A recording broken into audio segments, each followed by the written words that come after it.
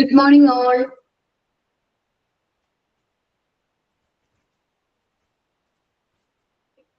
Good morning. Good morning, ma'am. Okay. Last class, we application forms discussed. And application forms and the purpose of application forms we complete. Then we move on the contents of application forms. Application form we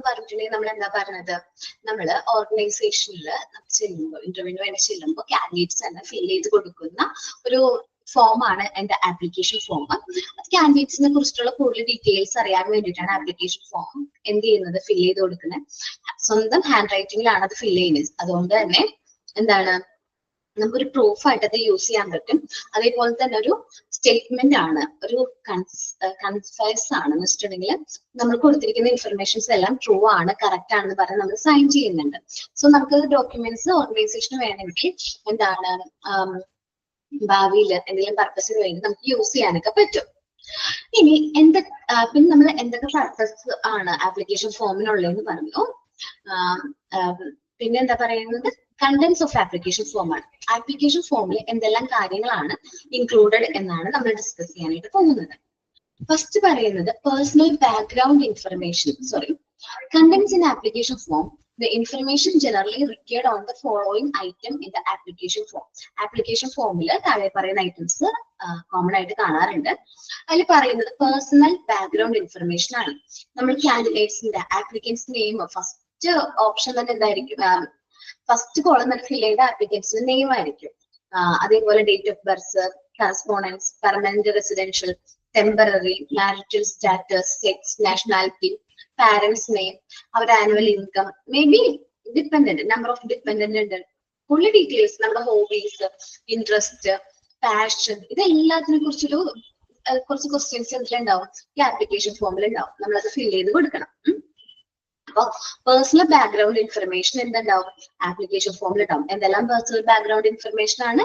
This includes the information regarding the candidate's name, date of birth, correspondence, and permanent residential address, marital status, married or not married, unmarried, രണ്ട് column, അല്ലെങ്കിൽ widow, sex, nationality, parents' name, and their annual income, number of dependent, etc.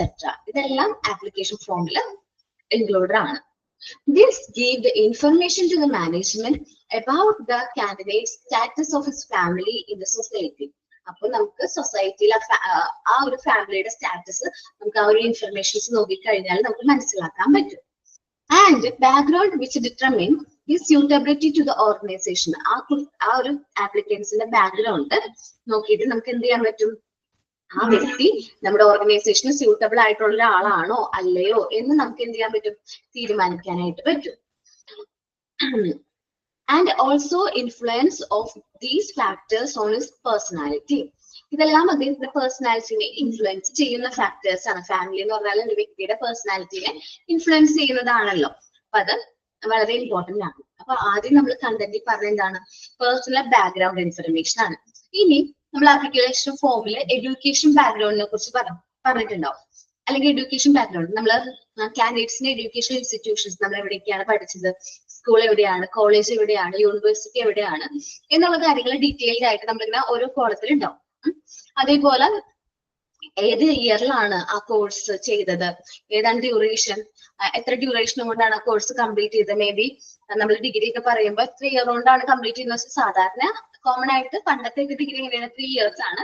ഇപ്പൊ അത് 4 years ആണ്. May be ഒരു വ്യക്തി 5 ഇയേഴ്സിലാണ് ആ degree complete ചെയ്തതെന്ന് പറയുമ്പോൾ എന്താണ് നമുക്ക് മനസ്സിലാക്കാം, എന്താണ് ബാക്ക് പേപ്പർ ഒക്കെ ഉണ്ടായിരുന്നു, അത് എഴുതിയെടുത്താണെന്ന് നമുക്ക് ആ ഒരു ഇൻഫർമേഷൻ തന്നെ നമുക്ക് കളക്ട് ചെയ്യാനായിട്ട് പറ്റും. അപ്പോൾ നമ്മൾ എഡ്യൂക്കേഷണൽ ബാക്ക്ഗ്രൗണ്ട് നമ്മൾ എന്ത് ചെയ്യും, ചെക്ക് ചെയ്യും.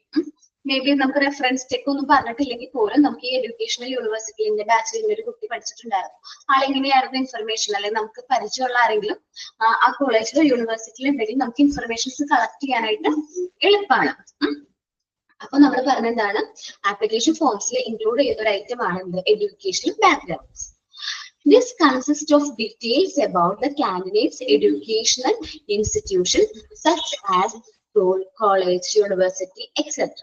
നമ്മൾ എഡ്യൂക്കേഷണൽ ബാക്ക്ഗ്രൗണ്ടിൽ ഇൻക്ലൂഡ് ചെയ്യുന്ന ഐറ്റംസ് ആണ് എന്താ കാൻഡിഡേറ്റ്സിന്റെ എഡ്യൂക്കേഷൻ ഇൻസ്റ്റിറ്റ്യൂഷൻസ് ആയ സ്കൂൾ എവിടെയായിരുന്നു, ഹൈസ്കൂള്, അതേപോലെ കോളേജ് എവിടെയാണ്, യൂണിവേഴ്സിറ്റി ഏത് യൂണിവേഴ്സിറ്റിയിലാണെന്നാണ് ഡിഗ്രി എടുത്തിരിക്കുന്നത്, അങ്ങനെ ഡീറ്റെയിൽസ് ഉണ്ടാവും. It also include the information regarding the course he has studied. ഏത് കോഴ്സ് ആണ് ചെയ്തത്? മേ ബി കുട്ടി എംകോം ആണ് ചെയ്തെന്ന് വിചാരിക്കാം. സ്കീം ഏതാണ്? എംകോം. അതിന്റെ ഏത് മേഖലയാണ് അങ്ങനെ നോക്കുമ്പോൾ എംകോം ആണ്. PG ഏതാണ്? എംകോം ആണ്. സ്കീം ഏതാണ്? Finance and taxation or marketing. ഏതാണ് ആ ഒരു ഫീൽഡ് നമ്മൾ അതിൽ ക്ലിയർ ആയിട്ട് പറഞ്ഞിട്ടുണ്ടാവും. ഓക്കെ, നമ്മൾ ബാക്ക്ഗ്രൗണ്ട് എഡ്യൂക്കേഷണൽ ബാക്ക്ഗ്രൗണ്ടിൽ കോളേജ് ഏത് സ്കീമാണെന്നൊക്കെ ഉള്ള കാര്യങ്ങൾ നമ്മൾ എന്ത് ചെയ്തു? കളക്ട് ചെയ്തു. It also includes information regarding the course he has studied, the duration of the study. എത്ര നാളാണ് അതിന്റെ ഡ്യൂറേഷൻ? നമുക്ക് നോർമലി അറിയാം PG ഒക്കെ ആണെങ്കിൽ 2 years ആണ്. ഒരു 4 years എന്ന് വന്നിട്ടുണ്ടെങ്കിൽ ഓട്ടോമാറ്റിക്കലി നമുക്ക് അസ്യൂം ചെയ്യാൻ ബാക്ക് പേപ്പർ ഉണ്ടായിരുന്നു. മീഡിയം ഓഫ് സ്റ്റഡി ഏത് മീഡിയം ആണ്? English or Malayalam. Okay, marks and rank achieved. ഇനി എന്തെങ്കിലും മാർക്കോ അല്ലെങ്കിൽ പെർസെന്റേജ് ഓർ ഗ്രേഡ്. പെർസെന്റേജ് നമ്മൾ ചോദിക്കാറുണ്ട്. ഡിഗ്രിക്ക് എത്ര പെർസെന്റേജ് ആണ് സ്കോർ ചെയ്തിരിക്കുന്നത്? റാങ്ക് അച്ചീവ് ചെയ്തിട്ടുണ്ടെങ്കിൽ നമ്മളത് ഫസ്റ്റ് റാങ്കോ സെക്കൻഡ് റാങ്കോ അത് നമ്മൾ നോട്ട് ചെയ്യാറുണ്ട്. Sports likes and dislike. ചിലപ്പോൾ സ്പോർട്സിനെ കുറിച്ച് ഇൻട്രസ്റ്റഡ് ആയിട്ടുള്ള സ്പോർട്സ് ഏതാണ്, ഹോബി ഏതാണെന്നൊക്കെ ചോദിക്കും. This types of information is most important for the organization. നമുക്കറിയാം ഓർഗനൈസേഷന് വളരെ ഇമ്പോർട്ടന്റ് ആയിട്ടുള്ള എന്താണ് ഇൻഫർമേഷൻസ് ആണ് ഇത് ഈ എഡ്യൂക്കേഷൻ ബാക്ക്ഗ്രൗണ്ടിനെ കുറിച്ചിട്ടുള്ള ഇൻഫർമേഷൻസ്. ദെൻ ഓക്കെ, നമ്മൾ പേഴ്സണൽ ഇൻഫർമേഷൻ ആപ്ലിക്കേഷൻ ഫോമിൽ ഇൻക്ലൂഡ് ചെയ്തു, നമ്മൾ ഫിൽ ചെയ്ത് കൊടുത്തു. എഡ്യൂക്കേഷൻ ബാക്ക്ഗ്രൗണ്ട്, എഡ്യൂക്കേഷൻ ഡീറ്റെയിൽഡ് ആയിട്ട് നമ്മൾ കാര്യങ്ങളെല്ലാം ഫിൽ ചെയ്ത് കൊടുത്തു. ഏതാണ് യൂണിവേഴ്സിറ്റി, ഏത് കോളേജിലാണ് പഠിച്ചത്, ഏത് സ്കൂളാണ് കംപ്ലീറ്റ് ചെയ്തത്, ഏത് കോഴ്സാണ് എടുത്തത്, എത്ര ഡ്യൂറേഷൻ എടുത്തത് കംപ്ലീറ്റ് ചെയ്യാൻ, ഏത് മീഡിയം ആണ്, എത്ര മാർക്സ് ആണ് സ്കോർ ചെയ്തത്. പിന്നെ സ്പോർട്സ്, നമ്മൾ സ്പോർട്സിൽ അക്കാഡമിക് ആയിട്ട് സ്പോർട്സിൽ എന്തെങ്കിലും പങ്കെടുത്തിട്ടുണ്ടോ ഇല്ലേ എന്നുള്ള കാര്യങ്ങളൊക്കെ നമ്മൾ ക്വസ്റ്റ്യൻസ് ഒക്കെ ഫിൽ ചെയ്ത് കൊടുത്തു. ദെൻ തേർഡ് ഡീറ്റെയിൽ ആണ് വർക്ക് എക്സ്പീരിയൻസ്. ശരിയല്ലേ? ഫ്രഷർ ആണെങ്കിൽ ജസ്റ്റ് ഫ്രഷർ എന്ന് എഴുതിയാൽ മതി. പക്ഷെ നമ്മളെപ്പോഴും നമ്മളൊരു ജോലിയിൽ നിന്ന് പ്രതീക്ഷിക്കുമ്പോൾ നമ്മളെപ്പോഴും എക്സ്പീരിയൻസ് ഏൺ ചെയ്യാനായിട്ട് നോക്കണം. ഇപ്പോ ഒരു കാര്യം എക്സാമ്പിൾ പറയാണ്, നമ്മളിപ്പോ ഡിഗ്രി കഴിഞ്ഞു നമ്മൾ ഇങ്ങനെ ഒരു കോഴ്സ് ചെയ്തില്ലേ നിങ്ങൾ? ഈ ഒരു കോഴ്സ് കഴിയുമ്പോൾ നമ്മൾ എന്തായാലും മാനേജ്മെന്റ് ലെവലിലേക്ക് ഒരു ജോബിന് വേണ്ടിയായിരിക്കും അപ്ലൈ ചെയ്യുന്നത്. ചിലപ്പോൾ ആദ്യം നിങ്ങൾ അപ്ലൈ ചെയ്യുമ്പോൾ അധികം സാലറി, ഫ്രഷർ ആണെന്ന് പറഞ്ഞിട്ട് അധികം സാലറി നമുക്ക് കിട്ടുന്നില്ല. സോ നമ്മൾ ഫ്രഷർ ആയതുകൊണ്ട് തന്നെ നമ്മൾ അധികം സാലറി എക്സ്പെക്ട് ചെയ്യാൻ പാടില്ല. നമ്മൾ ഫസ്റ്റ് എന്താണ് ഏൺ ചെയ്യാൻ നോക്കേണ്ടത്? നമ്മൾ എക്സ്പീരിയൻസ് ഏൺ ചെയ്യാൻ നോക്കാം. ഒരു 2 years ഓഫ് എക്സ്പീരിയൻസ് ഉണ്ടെങ്കിൽ 2 years കഴിയുമ്പോൾ നമ്മൾ എന്ത് ചെയ്യും? നല്ല സാലറീഡ് ആയിട്ടുള്ള ജോലിയിലേക്ക് നമുക്ക് പോകാനായിട്ട് പറ്റും. നമ്മൾ മാക്സിമം എന്ത് ചെയ്യണം? വർക്ക് എക്സ്പീരിയൻസ് ആഡ് ചെയ്യണം. നമ്മൾ ഇപ്പൊ കിട്ടുന്ന ജോബിനേക്കാളും ബെറ്റർ ആയിട്ടൊരു ജോബ് കിട്ടണമെന്നുണ്ടെങ്കിൽ, അല്ലെങ്കിൽ സാലറി പാക്കേജ് കൂടുതലുള്ള ജോബ് കിട്ടണമെന്നുണ്ടെങ്കിൽ നമുക്ക് ഓട്ടോമാറ്റിക്കലി എന്ത് വേണം? വർക്ക് എക്സ്പീരിയൻസ് വേണം. വർക്ക് എക്സ്പീരിയൻസ് ഉണ്ടെങ്കിൽ മാത്രമേ നമുക്ക് എന്തുള്ളൂ? ബെറ്റർ ആയിട്ടുള്ള ജോലി നല്ല ഹൈ സാലറി പാക്കേജിൽ നമുക്ക് അവൈലബിൾ ആവുള്ളൂ. സോ നമ്മൾ മാക്സിമം അക്വയർ ചെയ്യാൻ നോക്കണം? നല്ല എക്സ്പീരിയൻസ് ഏൺ ചെയ്യാനായിട്ട് നോക്കണം. This consist of entire past job details. നമ്മുടെ പാസ്റ്റ് ജോബിന്റെ ഡീറ്റെയിൽസ് എല്ലാം എന്തിലുണ്ടാവും? വർക്ക് എക്സ്പീരിയൻസിൽ ഇൻക്ലൂഡ് ആണ്.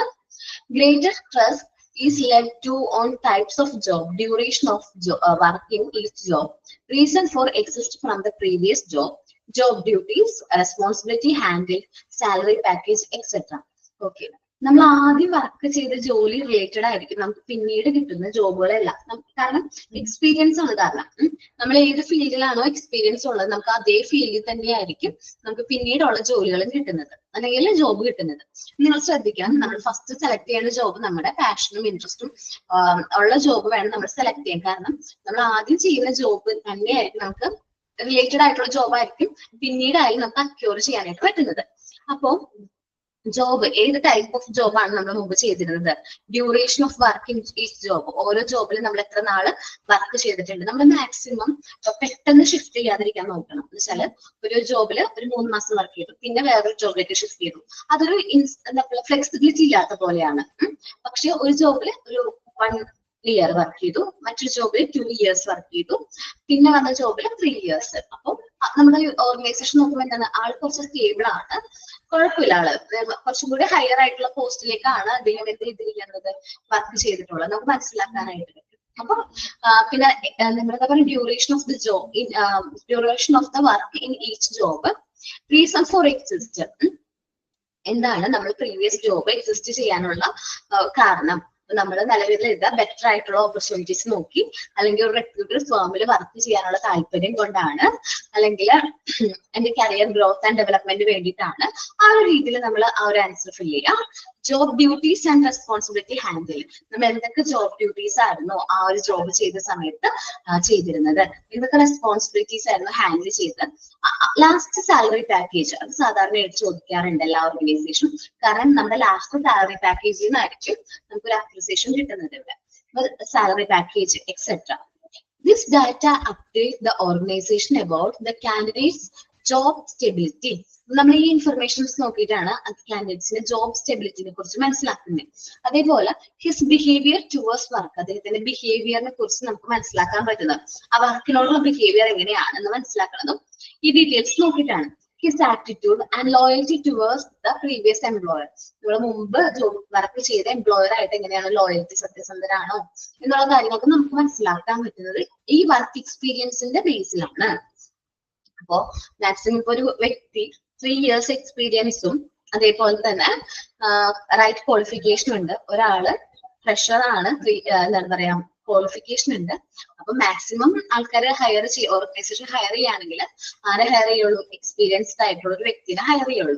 ബട്ട് നമ്മൾ ഫ്രഷേഴ്സ് നമ്മൾ എന്ത് ചെയ്യണം, ശ്രമിക്കണം, നിങ്ങൾ ഓരോരുത്തരും എന്ത് ചെയ്യാൻ ശ്രമിക്കണം, എക്സ്പീരിയൻസ് ഏൺ ചെയ്യാനായിട്ട് നോക്കണം, മാക്സിമം എങ്ങനെയെങ്കിലും എക്സ്പീരിയൻസ് ഏൺ ചെയ്യാം. അത് കഴിഞ്ഞു കഴിഞ്ഞാൽ നമുക്ക് നമ്മൾ പറയുന്ന സാലറി പാക്കേജിൽ നമുക്ക് ജോബ് കിട്ടും. ഓക്കെ, ഇനി സാലറി എക്സ്പെക്ടേഷൻ ചോദിക്കാറുണ്ട് കേട്ടോ, അല്ലെ? സാലറി എക്സ്പെക്ടേഷൻ നമ്മൾ പേഴ്സണൽ ഇന്റർവ്യൂവിലാണ് ചോദിക്കണമെങ്കിൽ നമ്മൾ നല്ല രീതിയിൽ അതിനെ ആൻസർ ചെയ്യണം. എന്ന് വെച്ചിട്ടുണ്ടെങ്കിൽ എങ്ങനെ പറയാം, നിങ്ങളുടെ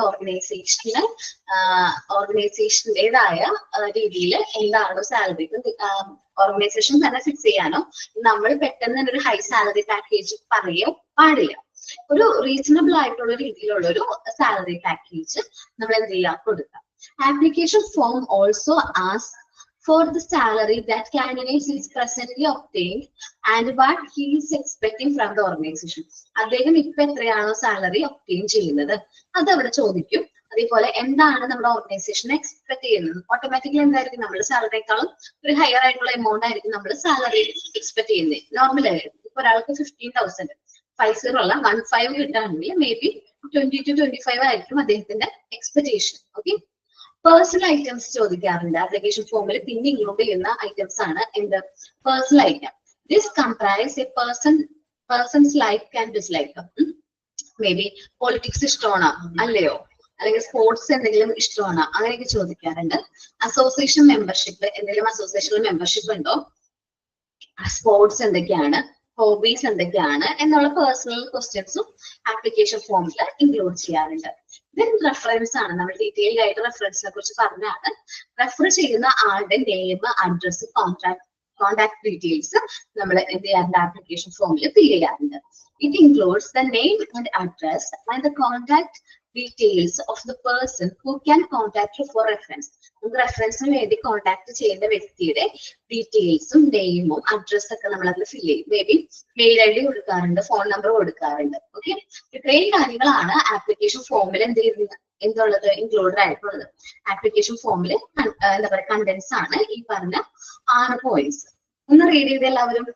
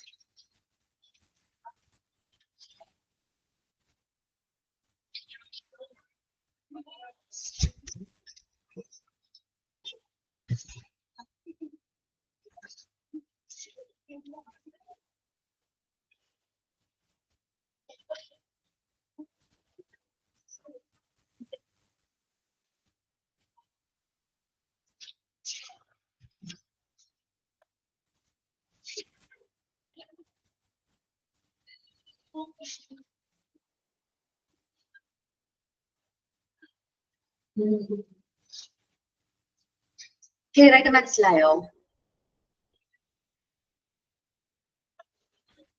ബാക്കിയുള്ളവർക്ക്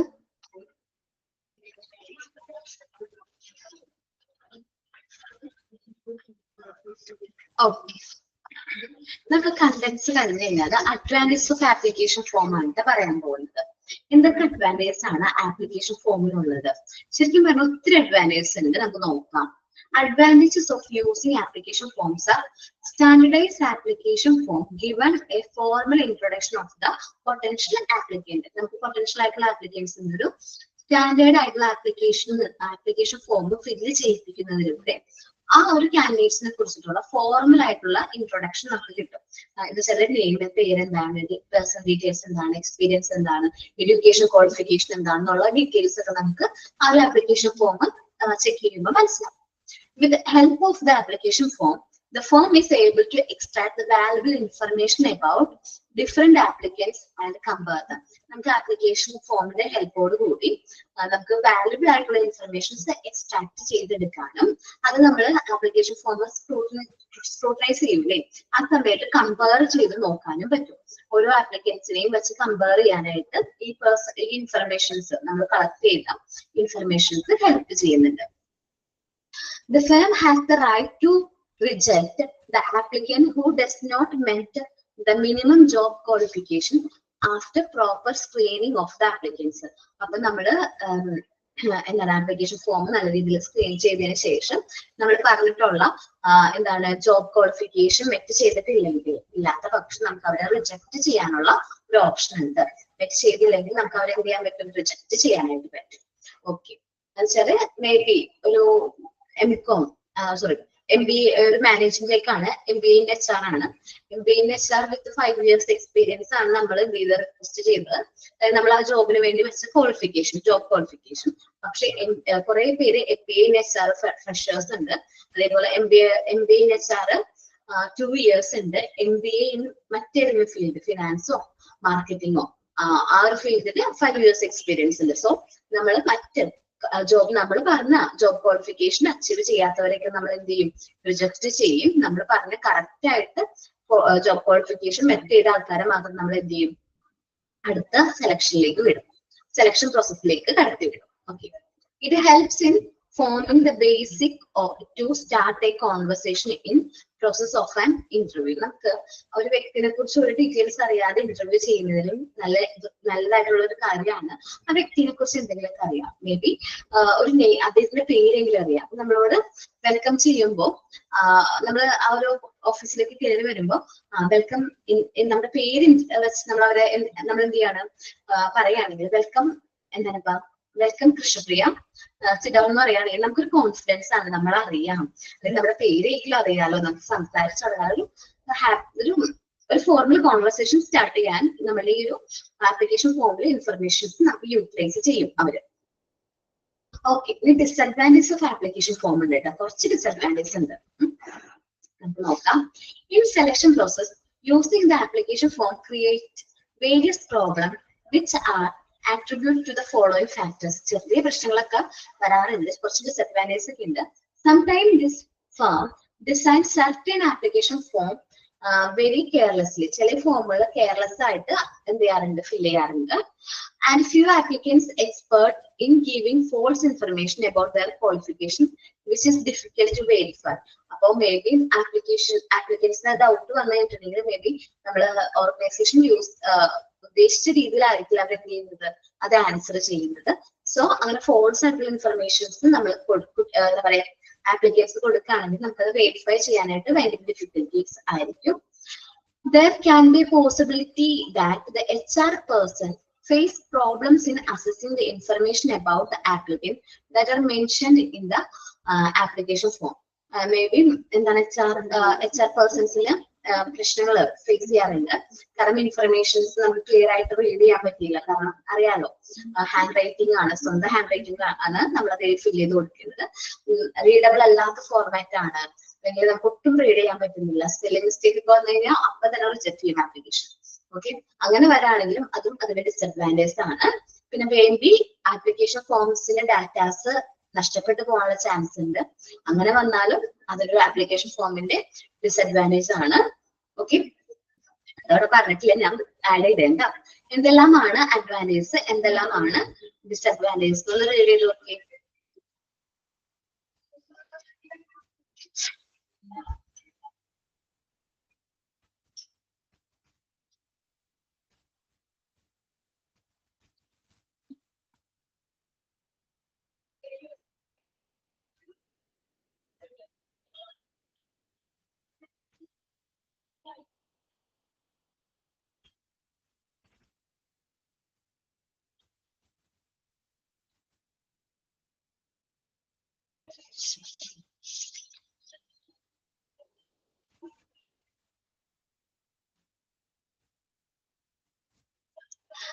ഓക്കേടാ, ഡിസഡ്വാൻറ്റേജ് അല്ലേ? നമ്മൾ ഈ എന്താണ് HR ഇൻഫർമേഷൻസ് അസസ് ചെയ്യുമ്പോൾ നമ്മൾ HR പേഴ്സൺസ് പ്രോബ്ലംസ് ഫേസ് ചെയ്യും. കാരണം the applicants that are not mention in application form, നമ്മൾ ഇൻഫർമേഷൻ എന്ത് ചെയ്തിട്ടില്ല, ഇൻഫർമേഷൻ അബൌട്ട് ദ ആപ്ലിക്കന്റ് അതൊന്നും ഫില്ല് ചെയ്യാണ്ട് നമ്മൾ ചെറുതായിട്ട് മിസ്റ്റേക്ക് ചെയ്തിട്ടുണ്ട്, അല്ലെങ്കിൽ ചില കോളങ്ങൾ നമ്മൾ ഫില്ല് ചെയ്തിട്ടുണ്ടാവില്ല. അപ്പൊ അങ്ങനെ വരുമ്പോ അത് നമുക്ക് അസസ് ചെയ്യാനായിട്ട് കുറച്ച് ഡിഫിക്കൽറ്റീസ് വരും. ഫില്ല് ചെയ്യാൻ വിട്ടുപോയതായിരിക്കാം, ഓർ മേ ബി ആപ്ലിക്കന്റ് തോന്നി അത് ഇൻട്രസ്റ്റഡ് അല്ല എന്ന് തോന്നി, അങ്ങനെയൊക്കെ വരുമ്പോ അവരെന്ത് ചെയ്യും, അത് ഫില്ല് ചെയ്യാണ്ട് പോകും. അങ്ങനെ വരുമ്പോ മേ ബി എന്താണ് ഒരു ആ കറക്റ്റ് ആയിട്ടുള്ള രീതിയിൽ നമുക്ക് എന്ത് ചെയ്യാൻ പറ്റില്ല, വെരിഫൈ ചെയ്യാനായിട്ടുള്ള പ്രശ്നങ്ങൾ വരും.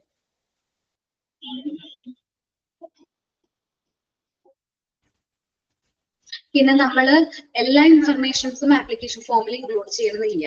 നമ്മള് മേ ബി നമ്മൾക്ക് ആപ്ലിക്കൻസിന് കൊടുക്കാനുള്ള കൂടുതൽ ഇൻഫർമേഷൻസ് ഉണ്ടാവും, പക്ഷെ അതിൽ സ്പേസ് ഇല്ലെങ്കിൽ നമുക്ക് എന്ത് ചെയ്യാൻ പറ്റില്ല, അതിനുള്ളൊരു കോളം ഇല്ലെങ്കിൽ നമുക്കത് ഫില്ല് ചെയ്യാനായിട്ട് പറ്റില്ല. നമ്മളിപ്പോ പറഞ്ഞു കണ്ടന്റ്സ് പറഞ്ഞു, അപ്പൊ അതിന് റെഫറൻസ് കൊടുക്കാനായിട്ട് പറ്റില്ല. പേഴ്സണൽ ഐറ്റംസ് ലൈക്ക് മെമ്പർഷിപ്പ് അങ്ങനത്തെ കാര്യങ്ങളൊന്നും ഇല്ലെങ്കിൽ ആ ഇൻഫർമേഷൻസ് നമുക്ക് പ്രൊവൈഡ് ചെയ്യാൻ പറ്റില്ല.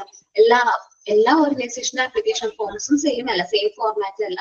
എല്ലാ ജോബ്സിന്റെ ആപ്ലിക്കേഷൻസും സെയിം ഫോർമാറ്റ് ഡിഫറെന്റ് ആണ്. അതനുസരിച്ച് ചെറുതായിട്ടുള്ള ഡിസഡ്വാൻറ്റേജ് വരാനുള്ള ചാൻസ് ഉണ്ട്.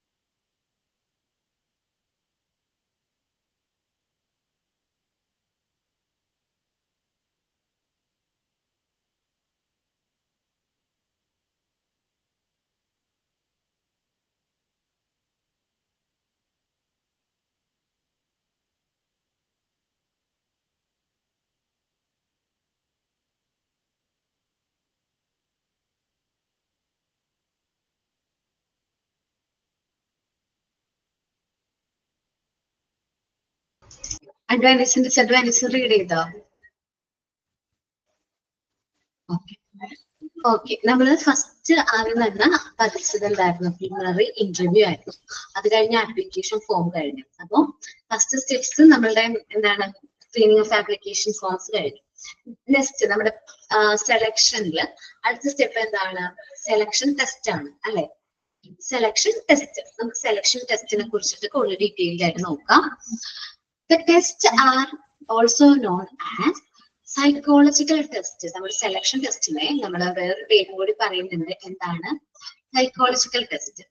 These tests are important tools which are used for selection procedure. നമ്മുടെ selection procedure ഒരു important tool തന്നെയാണ് in the psychological test. A psychological test is conducted to evaluate some set of skill and capability of the workers which are supposed to be there for a successful job outcome as per the job analysis. നമ്മൾ psychological test എന്തിനാ conduct ചെയ്യുന്നത് വെച്ചിട്ടുണ്ടെങ്കിൽ നമ്മുടെ വർക്കറിന്റെ കേപ്പബിലിറ്റീസും സ്കിൽസും നമുക്ക് evaluate ചെയ്യണം നമ്മൾ ഉദ്ദേശിക്കുന്ന രീതിയിൽ. ഇപ്പൊ എല്ലാവർക്കും ക്വാളിഫിക്കേഷൻ ഉള്ള എല്ലാവർക്കും ആ ഒരു വർക്കിനെ കുറിച്ച് സ്കിൽ ഉണ്ടാവണമെന്നോ കേപ്പബിലിറ്റീസ് ഉണ്ടാവണമെന്നോ ഇല്ല. ഞാൻ പറയാം, ജസ്റ്റ് ഒരു കാര്യം പറയുകയാണെങ്കിൽ ടീച്ചിങ്ങിന്റെ കാര്യം പറയാം. May be M.Com and B.Ed ഉള്ള എല്ലാ ടീച്ചേഴ്സിനും അക്കൗണ്ടൻസി പഠിപ്പിക്കാനായിട്ട് പറ്റണമെന്നില്ല. അതേപോലെ തന്നെ മേ ബി M.Com മാത്രമുള്ള ചില ടീച്ചേഴ്സിന് ചിലപ്പോൾ അക്കൗണ്ടൻസി അവരെക്കാളും നന്നായിട്ട് പഠിപ്പിക്കാനായിട്ട് പറ്റും. അപ്പൊ ഡിഫറൻസ് ഉണ്ട്, ഓരോരുത്തരുടെ കേപ്പബിലിറ്റീസും കഴിവും അനുസരിച്ച് എന്തുണ്ട് ഡിഫറൻസ് ഉണ്ട്. അപ്പൊ നമുക്ക് അവരുടെ എന്ത് ചെക്ക് ചെയ്യണം, അവർക്ക് ആ ഒരു ജോബ് പെർഫോം ചെയ്യാനായിട്ട് പറ്റുന്ന കേപ്പബിലിറ്റീസ് ഉണ്ടോ സ്കിൽസ് ഉണ്ടോ എന്ന് നമ്മൾ എന്ത് ചെയ്യും, വെരിഫൈ ചെയ്യും. നമ്മൾ ജോബ് അനാലിസിസിൽ പറഞ്ഞിട്ടുള്ള സ്കിൽസും കാര്യങ്ങളും ക്വാളിഫിക്കേഷൻസ് ഒക്കെ അവർക്ക് ഉണ്ടോന്ന്, ആ ഒരു ജോബ് സക്സസ്ഫുൾ ആയിട്ട് പെർഫോം ചെയ്യാൻ ഉണ്ടോന്ന് നമുക്ക് ചെക്ക് ചെയ്യണം. അത് നമുക്ക് അവരെ ഒന്നില്ലെങ്കിൽ ജോബ് ചെയ്യിച്ചു നോക്കിയാലേ അറിയാൻ പറ്റും. അതിന് പകരം നമ്മൾ അവരെ ടെസ്റ്റ് ചെയ്യാൻ വേണ്ടി യൂസ് ചെയ്യുന്ന ഒരു മെത്തേഡാണ് ഇത് സൈക്കോളജിക്കൽ ടെസ്റ്റ്. ഒരു സെറ്റ് ഓഫ് ക്വസ്റ്റ്യൻസ് ആയിരിക്കും, മേ ബി അത് ആൻസർ ചെയ്യുമ്പോൾ അതിൽ ഫസ്റ്റ് മേ ബി ഏറ്റവും കൂടുതൽ മാർക്ക് സ്കോർ ചെയ്യുന്ന ആളായിരിക്കും, സ്കോർ ചെയ്യുന്ന ഇൻഡിവിജ്വൽ കാൻഡിഡേറ്റ്സ് ആയിരിക്കും നെക്സ്റ്റ് സെലക്ഷൻ പ്രോസസ്സിലേക്ക് പാസ് ചെയ്യുന്നത്. ഓക്കെ, നോക്കാം കേട്ടോ.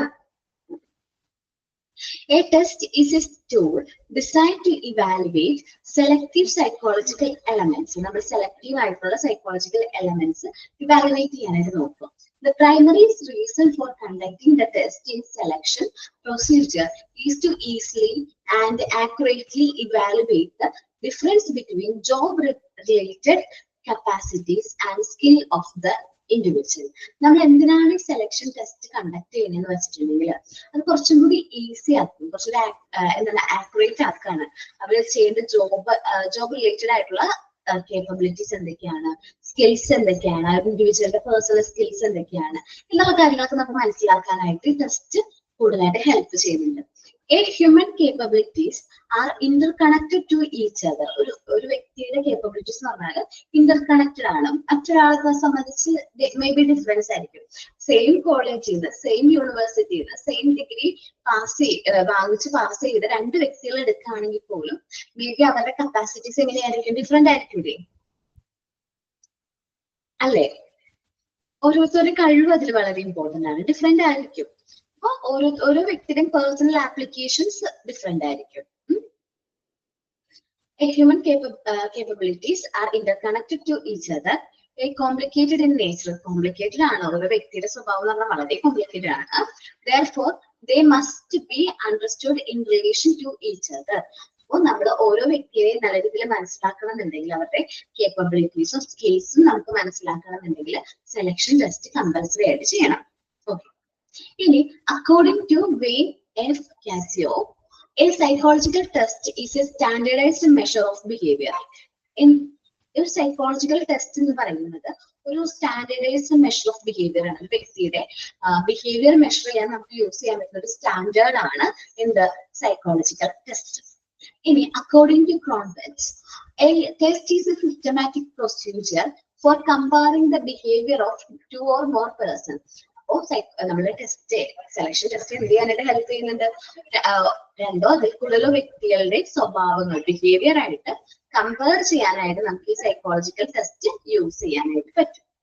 Then according to Milton M. Bloom, a test is a sample of an accept of an individual's behavior, performance and attitude. ഒരു സൈക്കോളജിക്കൽ ടെസ്റ്റ് സിമ്പിൾ ആക്സെപ്റ്റ് ആണ്. എന്തിനെ കുറിച്ചിട്ടുള്ള ഒരു ഇൻഡിവിജ്വലിന്റെ behaviour, അദ്ദേഹത്തിന്റെ പെർഫോമൻസ്, ജോബിൽ ഉള്ള നോളജ്, സ്കിൽസ്, പിന്നെ ആറ്റിറ്റ്യൂഡ്, ഇതിനെ കുറിച്ചിട്ടുള്ള കാര്യങ്ങളെല്ലാം എന്തിലുണ്ടാവും, നമുക്ക് സൈക്കോളജിക്കൽ ടെസ്റ്റ് കണ്ടക്ട് ചെയ്യുന്നതിലൂടെ നമുക്ക് മനസ്സിലാക്കാനായിട്ട് പറ്റും. ഓക്കെ, അപ്പൊ നിങ്ങൾ എന്താണ് സെലക്ഷൻ ടെസ്റ്റ്, എന്തൊക്കെയാണ് ഡെഫിനിഷൻസ് പറഞ്ഞിരിക്കുന്നത്, ആ മാർക്ക് ചെയ്തിരിക്കുന്നതും വ്യക്തികളുടെ പേരും ഒന്ന് നോട്ട് ചെയ്യണം കേട്ടോ. മേ ബി നിങ്ങൾക്ക് അറിയാലോ, ഇപ്പൊ നമുക്ക് ഡെഫിനിഷനിൽ നിന്ന് ക്വസ്റ്റ്യൻസ് ചോദിക്കുന്നുണ്ട് ഇല്ലേ? അപ്പൊ അതൊന്നും നോക്കിയിട്ട് ആ പോയിന്റ്സ് തന്നെയായിരിക്കും എക്സാമിൽ ചോദിക്കുന്നത്. അപ്പൊ അതൊന്നും നോട്ട് ചെയ്ത് വെച്ചേക്കണം കേട്ടോ.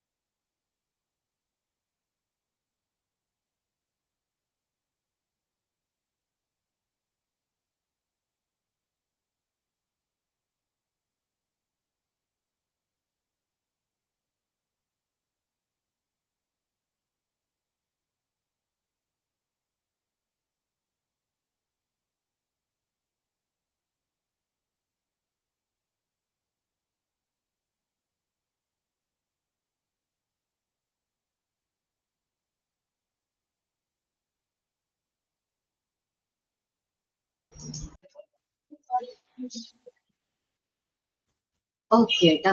അപ്പൊ നോക്കാം, സെലക്ഷൻ ടെസ്റ്റ് എന്താണെന്ന് മനസ്സിലായല്ലോ.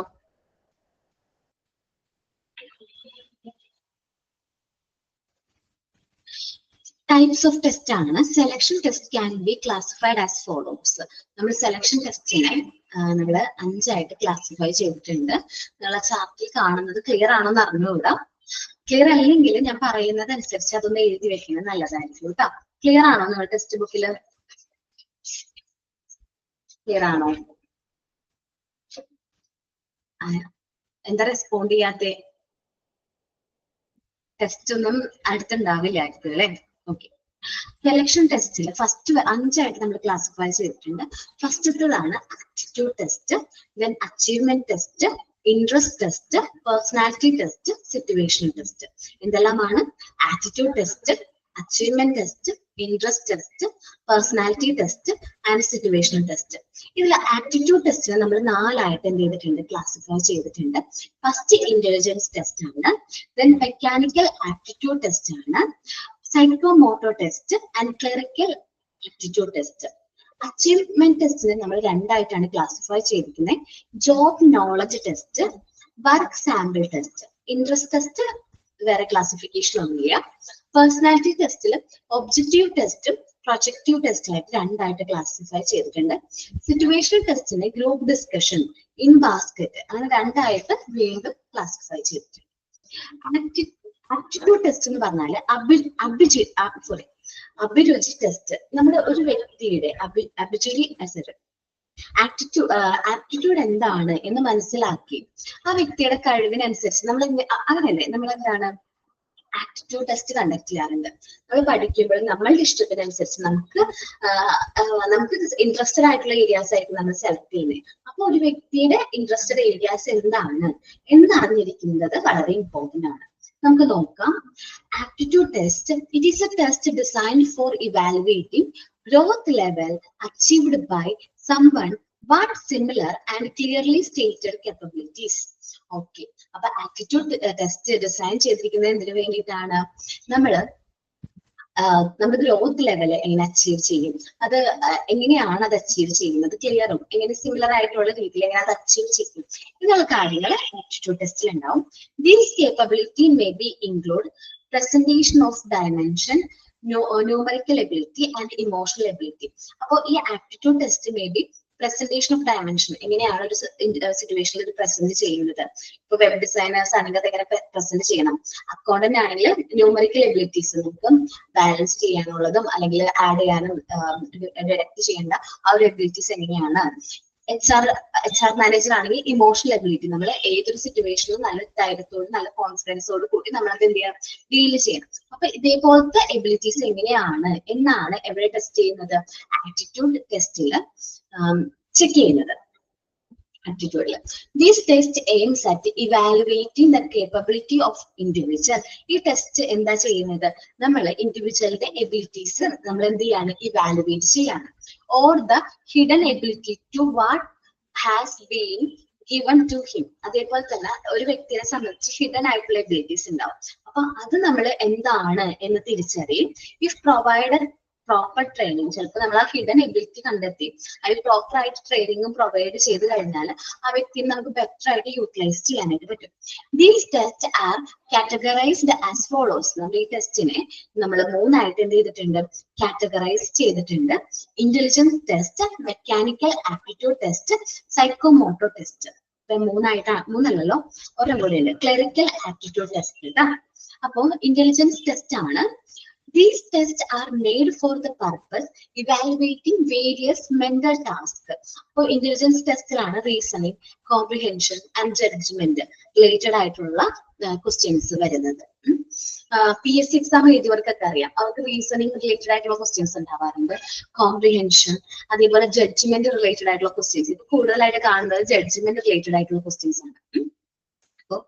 അത് റിലേറ്റഡ് ആണ് എന്ത്, ഇന്റലിജൻസ്. ഒരു വ്യക്തിയുടെ ഇന്റലിജൻസ് എങ്ങനെയാണ്, നമുക്ക് ചിലപ്പോൾ ആൻസർ അറിയാൻ പറ്റും, പക്ഷെ നമ്മളത് റീഡ് ചെയ്ത് കാര്യങ്ങളൊക്കെ വരുമ്പോൾ ചിലപ്പോൾ നമുക്ക് കൺഫ്യൂഷൻ വരാനുള്ള ചാൻസ് ഉണ്ട്. സോ ഇന്റലിജൻസ് ടെസ്റ്റ് ചെയ്യാനാണ് PSC പോലത്തെ ടെസ്റ്റുകളൊക്കെ കണ്ടക്ട് ചെയ്യുന്നത്. And intelligence test is design to provide a basic idea about individual mental ability. ഒരു വ്യക്തിയുടെ മെന്റൽ എബിലിറ്റി ഇവാലുവേറ്റ് ചെയ്യാനാണ് എന്ത് കണ്ടക്ട് ചെയ്യുന്നത്, intelligence test conducted. In simple words, these tests evaluate the various human behavior in an effective manner in comparison to any other device.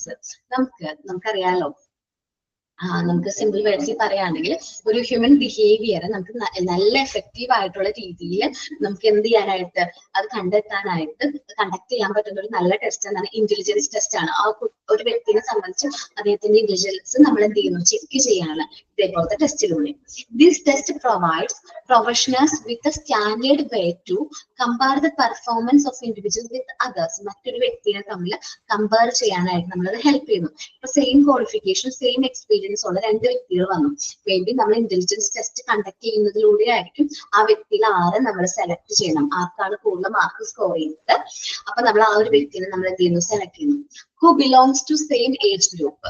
അപ്പോ ഒരു same ഏജിലുള്ള 2 വ്യക്തികൾ എടുക്കുകയാണെങ്കിൽ അതിൽ ഏറ്റവും നല്ല ഇന്റലിജൻസ് ആയിട്ടുള്ള വ്യക്തിനെ കണ്ടെത്തണമെങ്കിൽ നമ്മൾ എന്ത് ടെസ്റ്റ് നടത്തും, ഇന്റലിജൻസ് ടെസ്റ്റ് കണ്ടക്ട് ചെയ്യും. These test give factual data, which is fact ആയിരിക്കും, കറക്റ്റ് ആയിട്ടുള്ള data on culture, biological difference among the people as well as.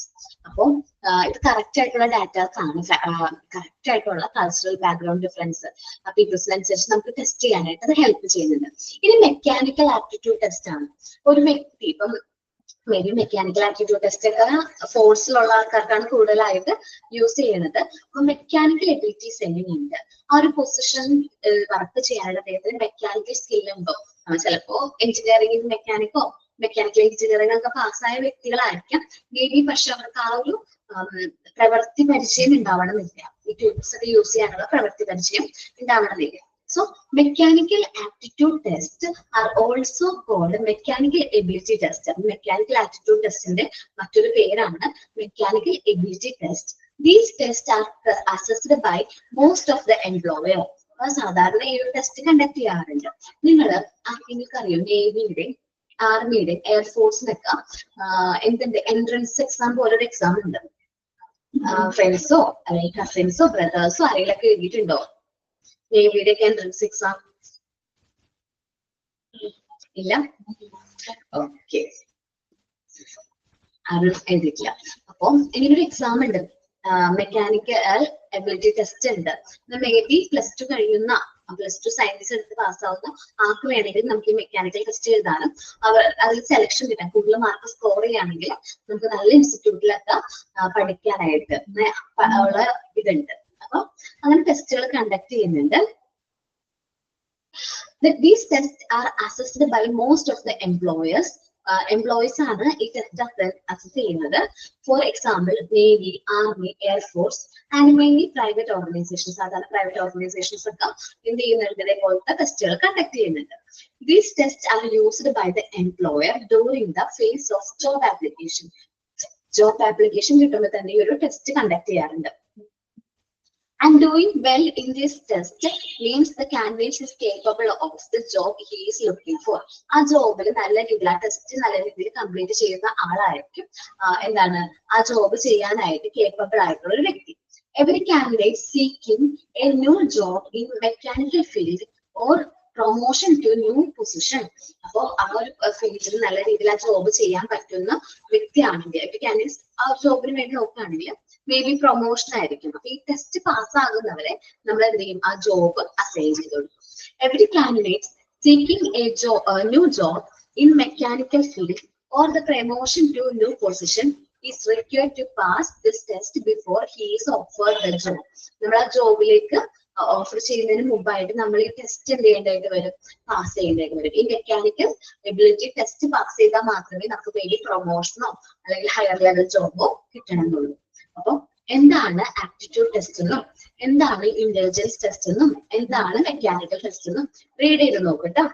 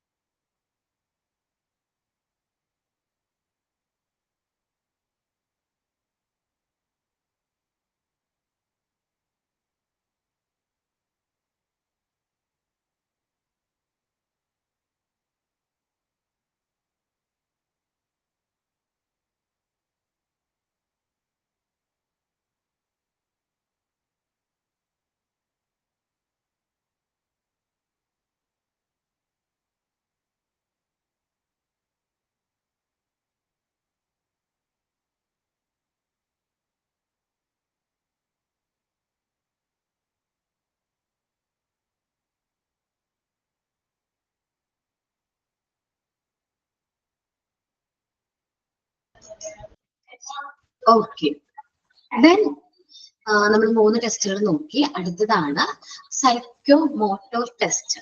നമ്മൾ മോട്ടോർ എബിലിറ്റീസ്, ചെറിയ ഫോഴ്സ് റിലേറ്റഡ് ആയിട്ടുള്ള ജോബുകളിൽ മോട്ടോർ ടെസ്റ്റുകൾ, മസ്കുലർ മൂവ്മെന്റ്സ് റിലേറ്റഡ് ആയിട്ടുള്ള ടെസ്റ്റുകൾ conduct ചെയ്യാറുണ്ട്. അതാണ് psycho motor test. The psychomotor tests are considered for evaluating the capability of an individual with the respect to a particular job. ഒരു particular job perform ചെയ്യാനായിട്ട് ആ വ്യക്തിക്ക് അതിനുള്ള കേപ്പബിലിറ്റീസ് ഉണ്ടോ എന്ന് ടെസ്റ്റ് ചെയ്തതാണ് psychomotor test. This test also helps in taking any decision on mental skill and motor ability. ഈ test related ചെയ്യുന്ന എന്തൊക്കെ കാര്യങ്ങളാണ്? മെന്റൽ സ്കില്ല്, അതേപോലെ തന്നെ മോട്ടോർ എബിലിറ്റി റിലേറ്റഡ് ആയിട്ടുള്ള കാര്യങ്ങളിലാണ്. And also some other qualities where an individual need to use his muscular movements and his control and coordination are involved.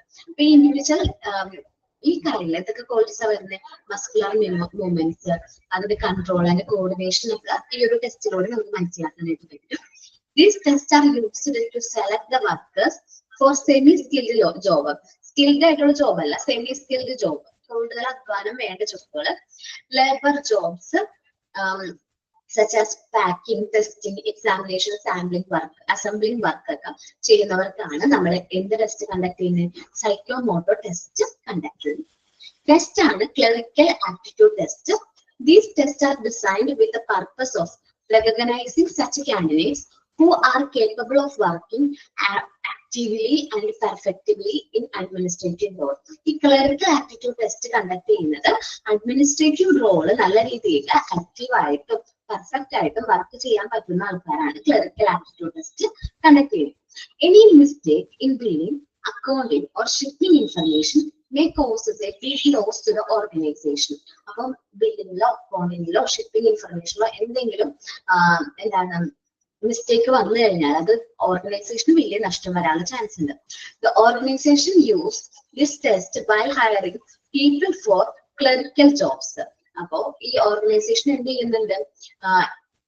ഈ test use ചെയ്ത് ക്ലറിക്കൽ ജോബ്സ്, അല്ലെങ്കിൽ അതേപോലെ cashier, warehouse workers, bank സ്റ്റാഫിനൊക്കെ നമ്മൾ clerical aptitude test conduct ചെയ്യാറുണ്ട്. Where his high concentration and accuracy are more important. കാരണം ഇതേപോലത്തെ job ചെയ്യാനായിട്ട് ഹൈ കോൺസെൻട്രേഷനും ആക്യുറസിയും കൂടുതലുള്ള എംപ്ലോയീസിനെ എന്ത് ചെയ്യാൻ പറ്റുള്ളൂ? വർക്ക് ചെയ്യാനായിട്ട് പറ്റുള്ളൂ. These tests evaluate particular abilities required for official works. അപ്പോൾ ഈ ടെസ്റ്റ് ചെയ്യണമെന്നുണ്ടെങ്കിൽ, പർട്ടിക്കുലർ എബിലിറ്റീസ് ജോബ് ചെയ്യണമെന്നുണ്ടെങ്കിൽ ഈ ടെസ്റ്റ് കണ്ടക്ട് ചെയ്യണം. This test may be include spelling, fueling, computerization, word measuring, comprehension, etc. ഈ റിലേറ്റഡ് ആയിട്ടുള്ള കാര്യങ്ങളിലൊക്കെ ടെസ്റ്റ് കണ്ടക്ട് ചെയ്യാറുണ്ട്. These tests are variable in nature due to the variety of job requirement. ഓരോ ജോബിനനുസരിച്ച് അത് മാറാറുണ്ട്. കാരണം ഓരോ ഡിഫറെന്റ് ആയിട്ടുള്ള ജോബിനും ഡിഫറെന്റ് ആയിട്ടുള്ള ടെസ്റ്റ് ആയിരിക്കും എന്ത് ചെയ്യുന്നത്? കണ്ടക്ട് ചെയ്യുന്നത്. ക്ലറിക്കൽ ആപ്റ്റിറ്റ്യൂഡ് ടെസ്റ്റ് എന്ന് പറഞ്ഞാൽ അഡ്മിനിസ്ട്രേറ്റീവ് റിലേറ്റഡ് ആയിട്ടുള്ള ജോബിനാണ് കൂടുതലായിട്ട് ക്ലറിക്കൽ ആപ്റ്റിറ്റ്യൂഡ് ടെസ്റ്റ് കണ്ടക്ട് ചെയ്യുന്നത്. ക്ലറിക്കൽ അല്ല, അഡ്മിനിസ്ട്രേറ്റീവ് വർക്കിൽ ചെറിയ മിസ്റ്റേക്ക് പറ്റിയ ഓർഗനൈസേഷൻ വഴി ലോസിലേക്ക് വരാനുള്ള ചാൻസ് ഉണ്ട്. അപ്പോൾ ഈ organisation clerical jobs, cashier, warehouse workers, bank സ്റ്റാഫിന്റെ റിലേറ്റഡ് ആയിട്ടുള്ള ജോബുകൾ ചെയ്യുന്നവർക്ക് ഈ ക്ലറിക്കൽ ആപ്റ്റിറ്റ്യൂഡ് ടെസ്റ്റ് കണ്ടക്ട് ചെയ്യാറുണ്ട്. ഓക്കെ, ഒന്ന് റീഡ് ചെയ്തേ.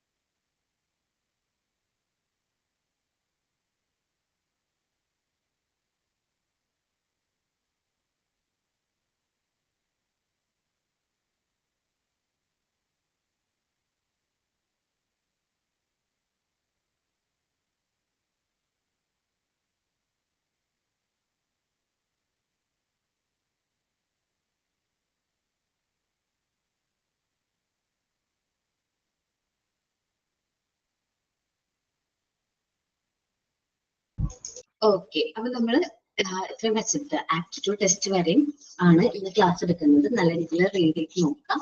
എന്തെങ്കിലും ഡൗട്ട് ഉണ്ടെങ്കിൽ നെക്സ്റ്റ് ക്ലാസ്സിൽ ചോദിക്കാം. ഓക്കെ, അപ്പൊ ഞാൻ ക്ലാസ് വൈൻഡപ്പ് ചെയ്യാണ്. Thank you all.